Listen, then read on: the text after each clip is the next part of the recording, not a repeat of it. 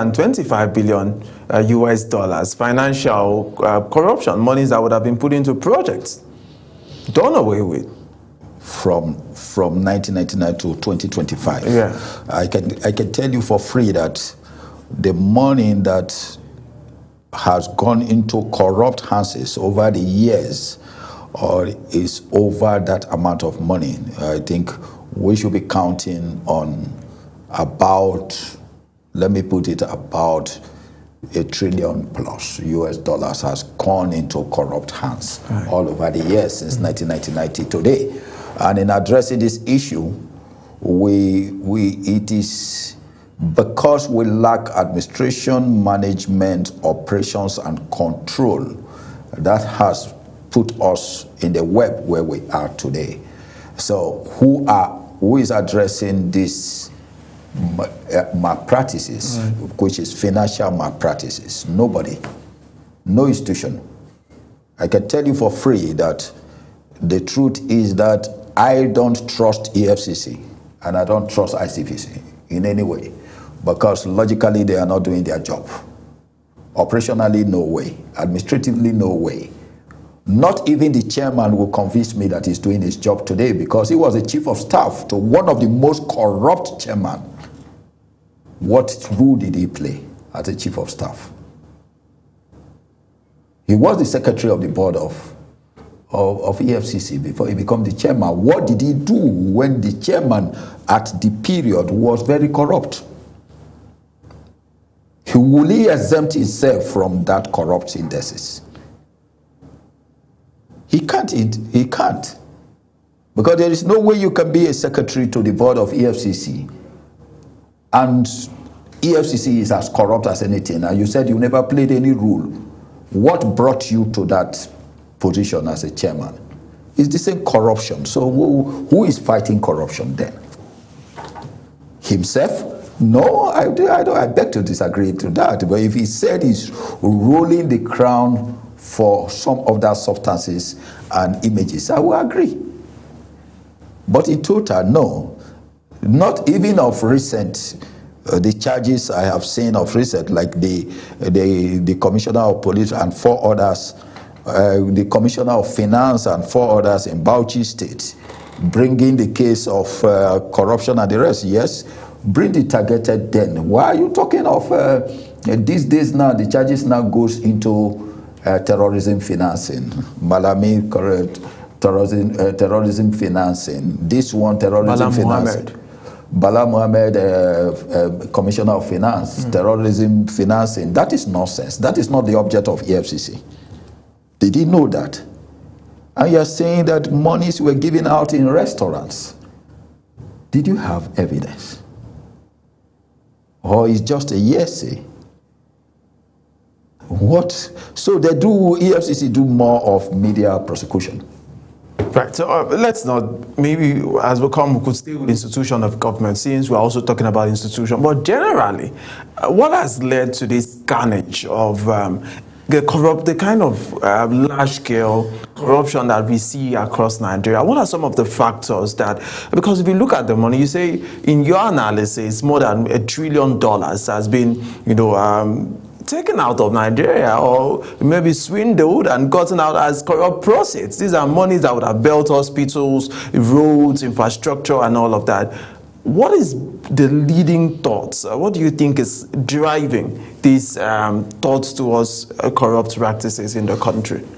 Yeah, it's a dual way. When you are slipped by corruption, it is an image thing on your personality. Psychologically, when somebody is psychologically demeritated too, you try to look at finances as one of the escape route to mental dimensions. So psychologically, yes. Morally, yes. These are the indices when you want to show off because you are coming from a background that you feel you will not have been in some subjected areas.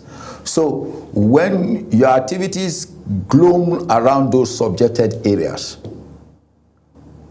you feel that you grow up in some environments or certain environment with some deprivations and the rest, an element of some elements that makes you feel you don't have any self-esteem, and you see yourself now becoming a governor, a minister or so. It's automatic that you come to be what you are not supposed to be, because you become power drunk, you become somebody that ruled by not by the pen, but by the thinking of mentalities. And in the Nigerian way moving forward, we are quick to congratulate people, not knowing that we have to congratulate them when they are leaving office. If they have done well, then we give them a handshake. But yeah, the moment you attain some certain positions, you are having a handshake. All right, so I know one of the other things that we've seen is that most of the corrupt cases that we've had in Nigeria can be linked to a lot of other persons, right? We rarely have a corrupt case where just one person is involved. It could be a governor, a secretary to the state government, a commissioner somewhere. Let's drag, in your understanding and in your thoughts, these processes. Don't we have like moral safety again, or security, where people could say, I don't want to be part of this corrupt practice?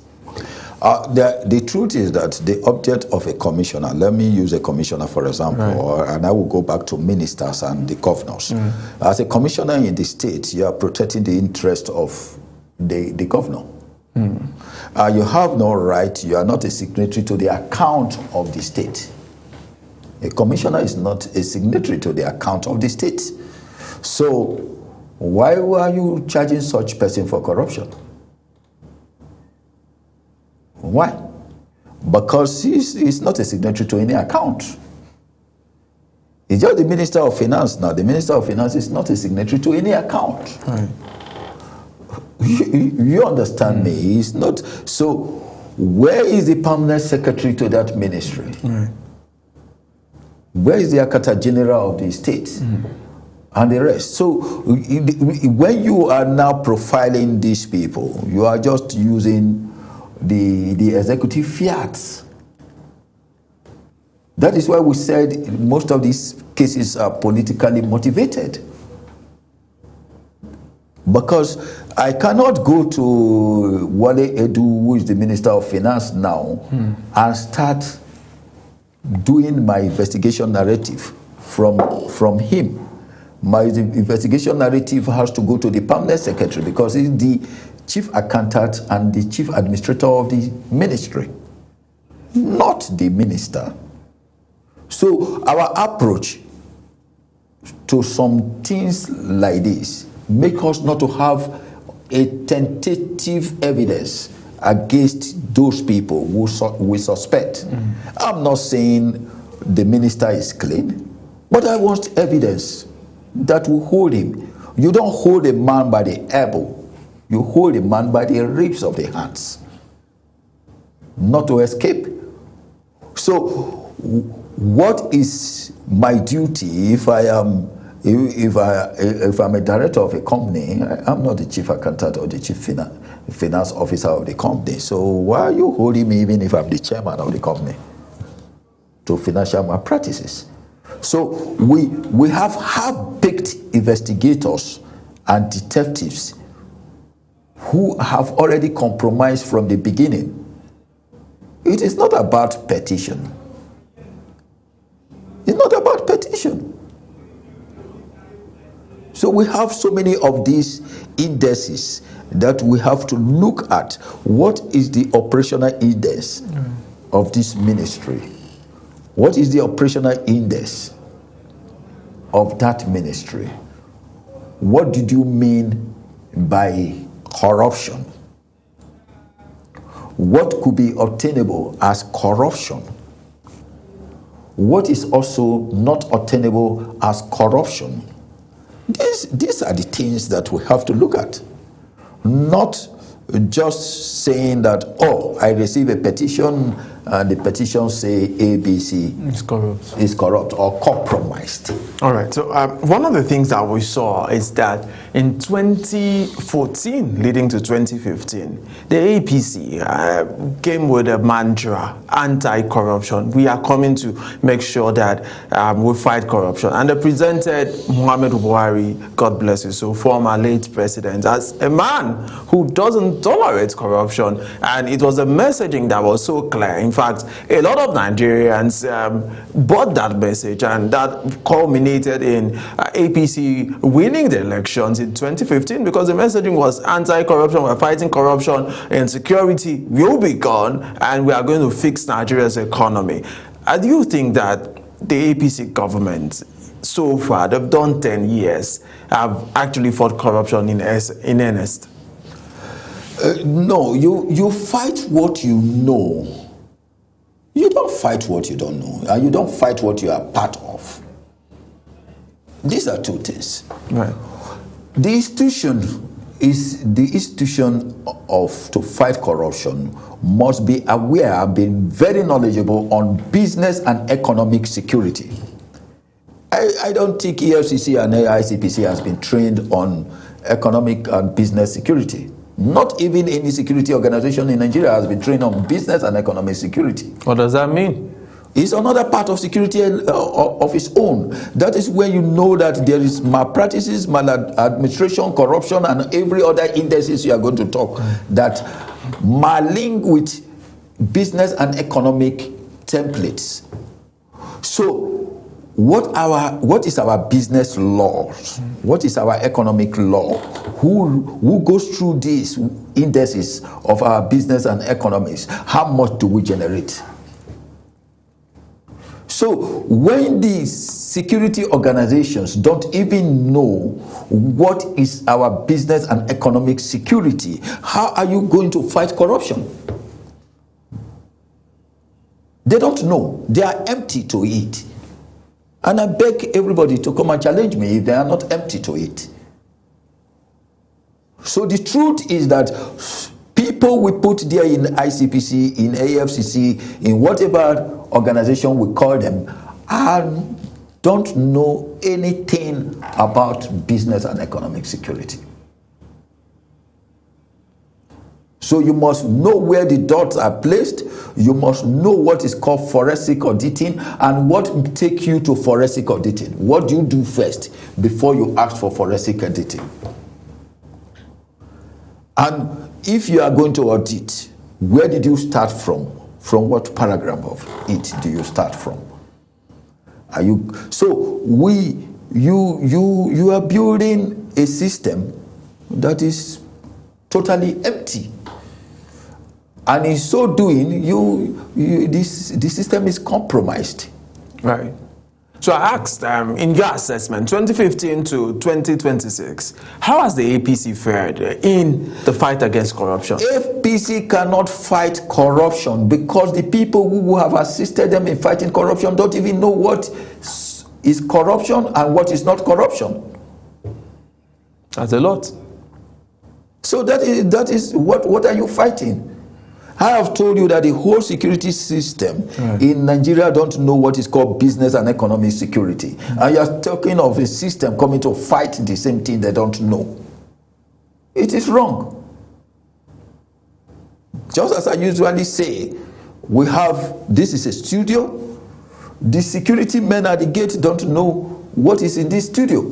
But if anything lost here now, you are going to arrest them and question them. How do they know what you have and what you don't have?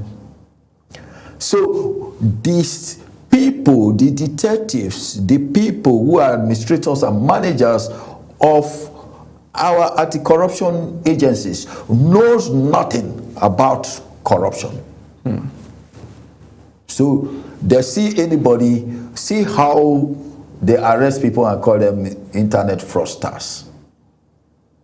And have they built anything that has made the institution or the Nigerian people to have a very subject image outside Nigeria? No. It is very, you go to places where you introduce yourself as a Nigerian, then they totally look at you as a fraudster. Right, yeah. They totally look at you as a corrupt person because they have not done their job, because they don't know their job. I think name and shame was a strategy, wasn't it? That? Name and shame, naming and shaming of crimes. Yes. Yeah, it was one of the strategies that we learned about fighting criminal tendency. When you see people who have committed some infractions in a society, you name them, you shame them, and the society takes precautions. No, in the arena where we are, when you are not soundly placed, you cannot name and shame, because some of the people you have named to be shamed, you find that they are as innocent as anything. I will talk of the issue of the Air Vice Marshal from Ekiti. I will also take the issue of Andrew Yakubu and some other issues into cognizance. You find out that the whole publication and the rest was a slap on us. And I can count how many issues that are slapped on us. That if they have even go and said they want to, they are coming for garnishing. Did you know how much Nigeria is owing for garnishing alone? If we put them together, over 8 trillion naira. Almost 10 trillion naira. Garnishing. So that means you can sell the whole police station, sell the whole vehicle, sell the whole EFCC, sell everything that we cannot pay. It is wrong, because everybody just come and charge anybody, federal government of Nigeria versus so. Inspector General of Police versus so. Commissioner of Police versus so. It's not done anywhere. It is against security protocols. It's against security rules and laws. It's against fundamental global policing system. Right. So, Prof, now, I'd like to ask about Nigeria's political system. It seems to be fueling corruption because our electoral system is highly monetized. For instance, in the 2023 general elections, the APC sold the presidential ticket for 100 million naira. The PDP followed them, millions of naira. In even some other political parties that you feel that, okay, they are not as large spread as, but they sold their tickets to hundreds of millions. As to governors, 50 million in the big political parties and the rest of them. Are these not systems that could fuel corruption? Because when you go for a campaign, you need to pay all of highly monetized. Do you think that our electoral system is one system that is fueling corruption in Nigeria? In fact, when you come to political security and political corruption, that is where you are coming to now. And I will tell you this. There is no political party in Nigeria. We have political platforms. No political party? No, there's no political party in The Nigeria. PDP, APC, Labour Party are not they are political platforms. What's the difference? Until the day we get to go back to the drawing board and build political parties, we will not get it right. You used to have the NUP, the SDP in the 90s. No, we have NP, NUP, and then we have political parties. But now we have political platforms. Even as they were not standardized political parties then, but we have political platforms now, no political party at all. Nigeria does not have, we have about 19, according to INEC. We have a single political party. I'm shocked.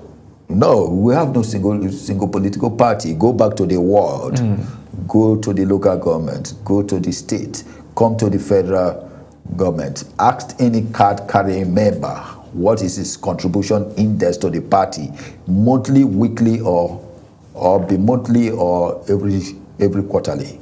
There is no contribution. A lot of party members pay their dues. There is no dues. There is no written dues in which you pay.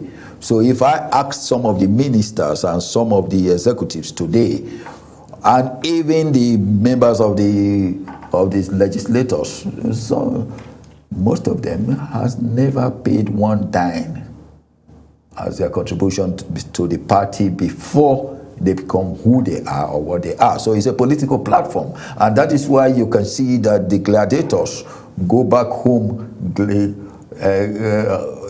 every day smiling because they take the decisions. I can wake up today. I think the whole the new calendar of INEC is going to end by June. I can wake up today and go to any party and say that I want to become a presidential candidate. And it's automatic. I have never been in the party. I have never done anything in the party, and they will give me a ticket. It's done as far as I showed them. It's done through a process called waiver. There is no. Where have you seen it anywhere in the world where you have waiver? No, a waiver is a name for Nigeria. Where did you see anywhere that democracy is stripped and there is a waiver for a candidate? Have you seen it? No. So why waiver? Who am I to have a waiver? Who are those people who have been in the party, who have been contributing to the party, who have been candidate to the party all these years? Why are you giving me waiver? Do I have more intellectual reference or more what than the people that has been in the party all these years? Right. So we don't have a political party, we have a political platform. All right, so Prof. I'm asking, these political platforms that you mentioned, are they fueling corruption? Because if you look at the forms, buying the forms, it seems, and the money that you need to put into electioneering period. The form, if I go to any party today and I tell them that I have about 50 trillion naira and I want to become the president of Nigeria and I have the money to backroll everything, they give me a ticket. It's automatic as far as I can show evidence. So everybody becomes what? A lesser person to me. Whether I've been in that party before or not. So it's a business.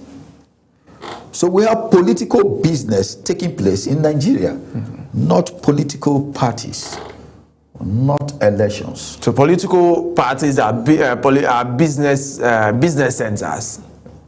Yeah, because we have what we call political business. So what we do here in Nigeria is political business. Right.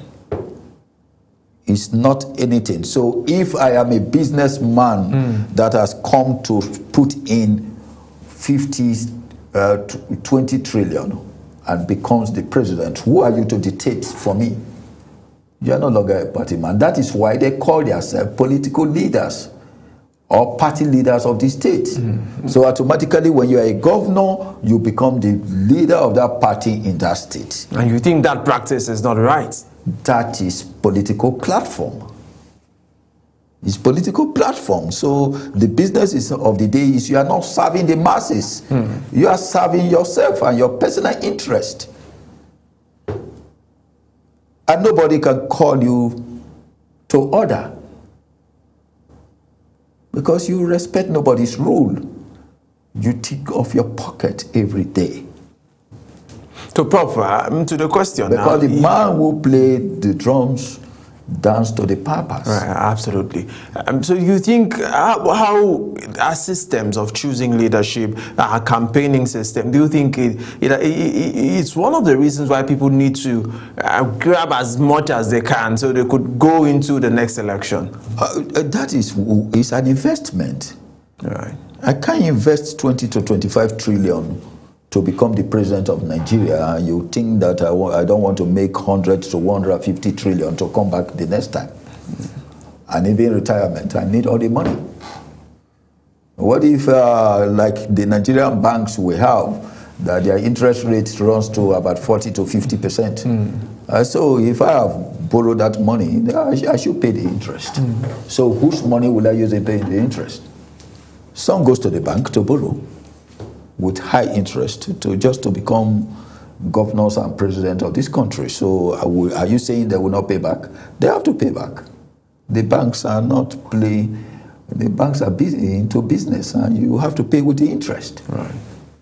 All right, so let's go for a short break, and when we're back, we still have Professor Abubakar with us as we're looking at political corruption in Nigeria. Is it a leadership complexity or institutional weakness? Please stay with us. We'll be right back.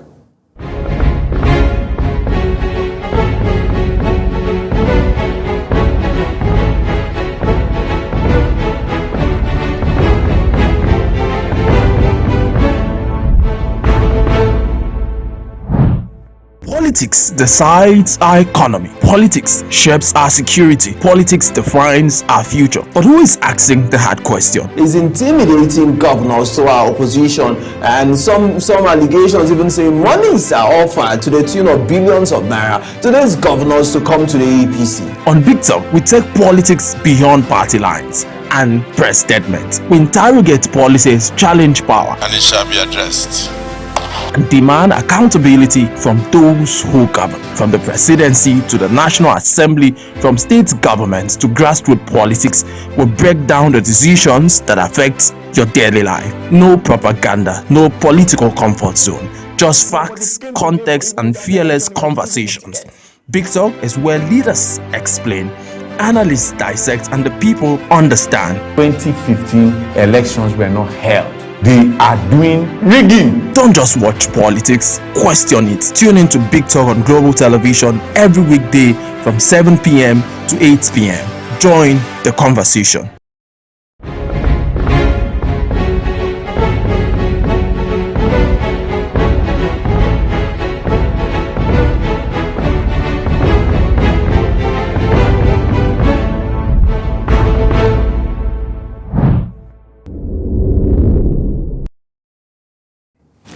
Welcome back to the program. If you're just joining us, this is Big Talk, a program where we highlight political issues concerning Nigeria. My name is Ubong Usoro, your host, and tonight on the program we have Professor Abubakar, who's joined us. He is a global television political analyst and also a security analyst. Thank you so much, Prof, for staying with us. Of recent, we've seen business people in Nigeria also speaking out to the menace of corruption. Just the other day, Dangote, Africa's richest person, called out an ex-regulator, the chairman at the time of the Nigerian Midstream and Downstream Petroleum Regulatory Authority, Farouk Ahmed, as to corrupt tendencies with dealings as to having children abroad and all of that. Do you think this is something good, where we now have business people who face corruption? Because there's been a lot of stories about former businessmen who talk about the levies they have to pay at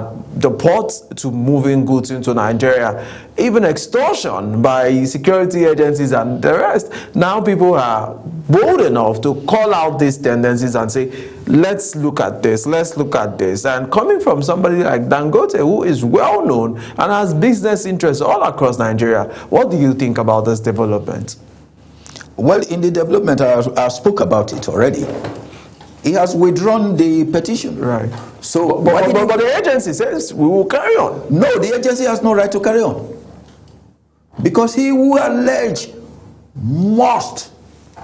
They say in public interest. No, for public interest, no. You have withdrawn your petition. The agency has no right whatsoever to investigate Farouk. Why? Because they are supposed to call the person who alleged to question. But the person who alleged wrote a letter. I don't know if you saw the letter, bro. So what is defamation of character? Barbarouche. If we have to allow Dangote to go after alleging and not coming to withdraw his petition, he is supposed to be penalized. Because he has given false information and false impression, not about only Farouk, but about Nigeria. Do you know the weight of that against a Nigerian? And everybody cover it up because it's Dangote. That is the kind of corruption we are talking of. ICPC or whatever organization has no right to investigate that matter. In the principles of security laws and rules, no way. That matter is supposed to arise against Dangote immediately. Because when you allege, you have to prove it. beyond reasonable doubt. It is written. It was not a press war. So he cannot submit a petition and go back home and sit down because he's the so-called richest man in Africa. That is not done.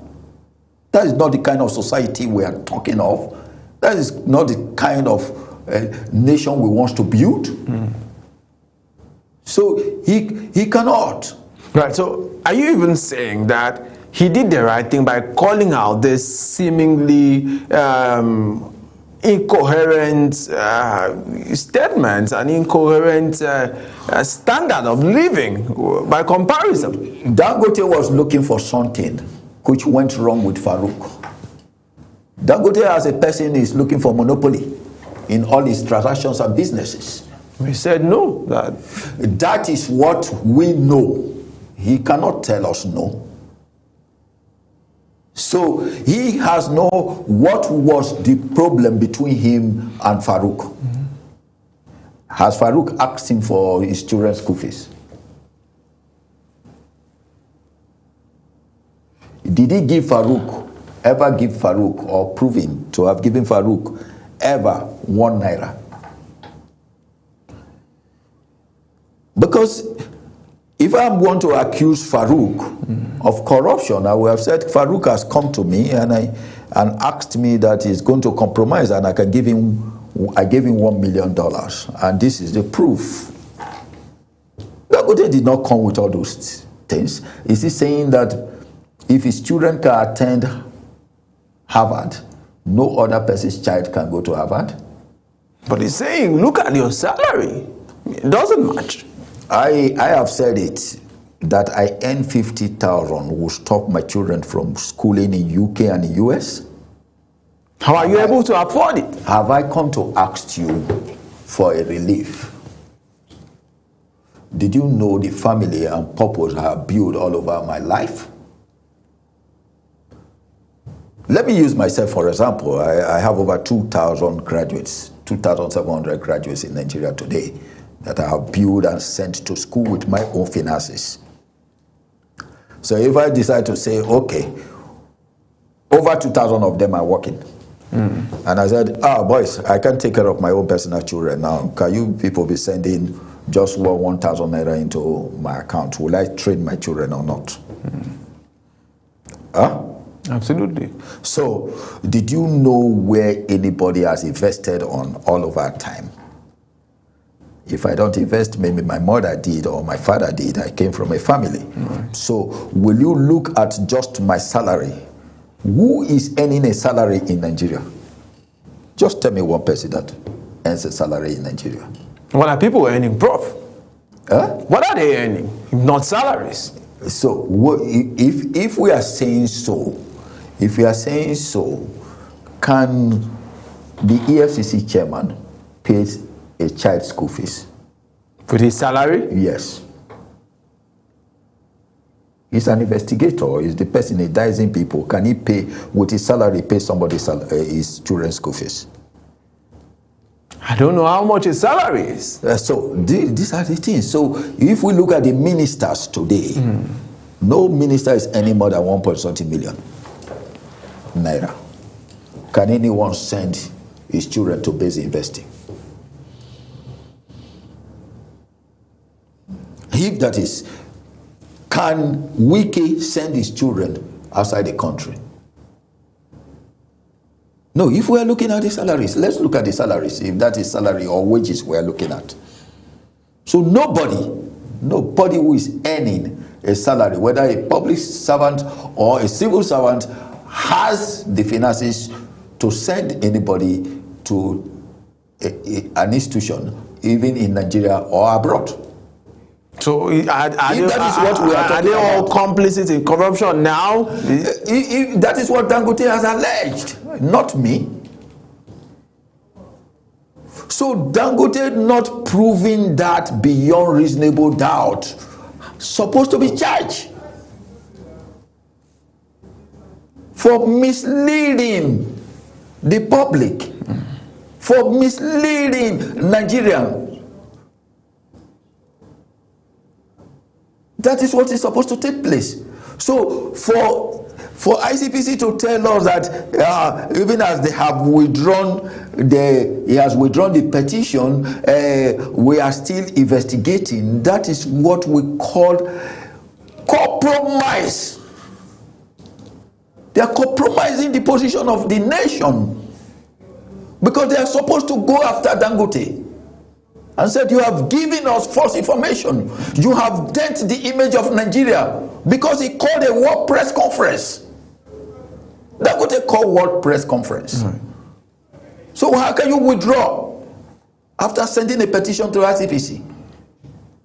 Withdrawn, yes. That means Farouk has not committed any offense. It could also be, Prof. It could also be that people have spoken to him. Like, no, then Dangote could have mutual friends who have intervened. It could be people have we spoken to him. don't care about mutual friends. This is a legal issue. This is something to do with Nigeria, and it is something to do with the image of the country. Right.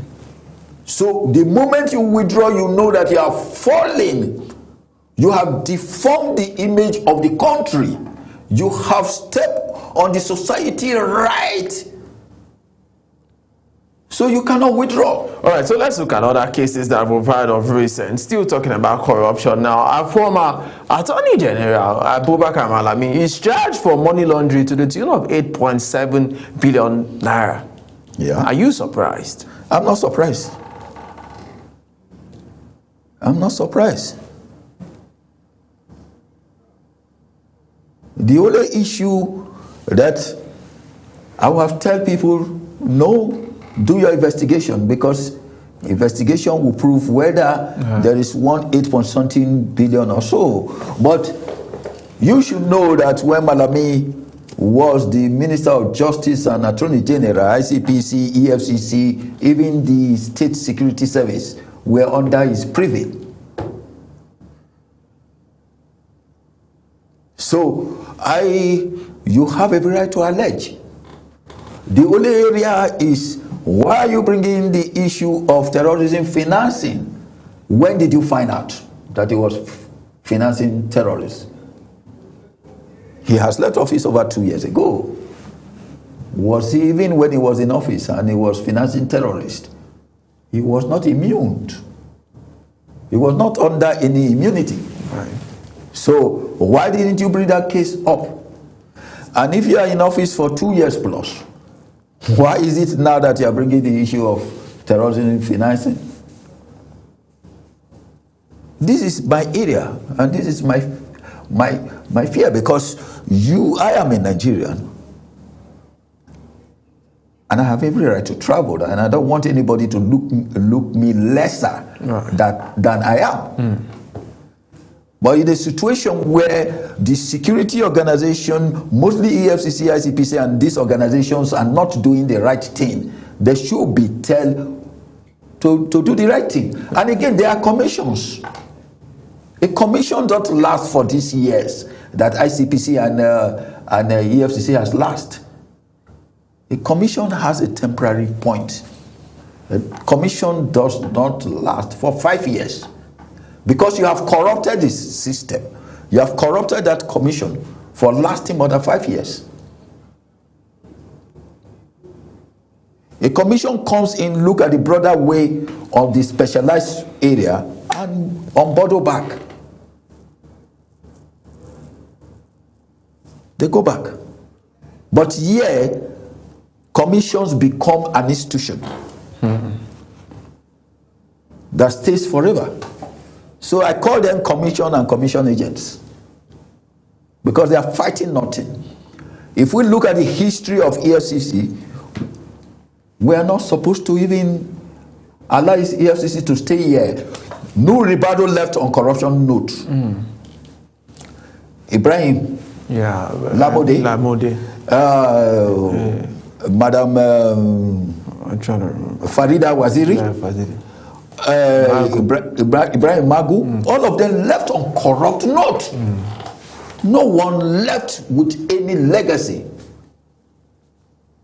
And we are still keeping such an institution